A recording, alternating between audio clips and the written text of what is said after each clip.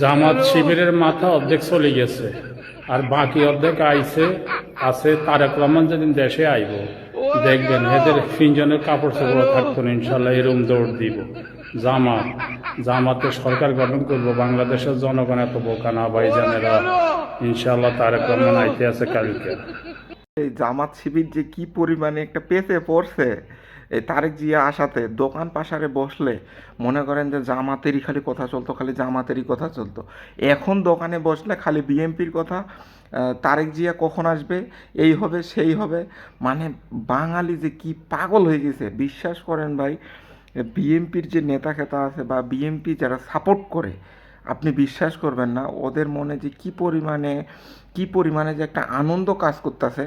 আমি আমি যদি হয়তো বিএনপি করতাম, হয়তো আমারও হয়তো।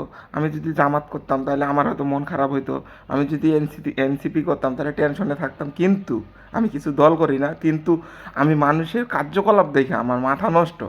বিএনপির মানুষ যে কতটা খুশি অবস্থায় আছে আর কতটা আনন্দ করতেছে তারেক জিয়া আসায়, মানে মাথা নষ্ট। আর কিছু বলারও নাই। এর ওই ওই লোকটা যে বলছে, ভালোই বলছে যে জামাত শিবিরের প্যান্ট ট্যান্ট খুইলা গেছে। সত্যি কথা ভাই, মানে কোনো কথাই নাই, মানে অলরেডি মানে ওরা চুপ হয়ে গেছে কেন জানি, হঠাৎ করে কেন জানি একটু বন্ধ হয়ে গেছে। হয়তো বা আসতেছে আমেজ একটা কাজ করতেছে, আনন্দের আমেজ, এই জন্য হয়তো একটু কমে গেছে। কিন্তু জামাত শিবিরও কিছু কিছু জায়গায় ভোট পাবে এবার, এটা আশা রাখি, আশা করা যায়। তবে বিএনপির সাথে তো আর তুলনা হয় না, বিএনপি তো বিএনপি।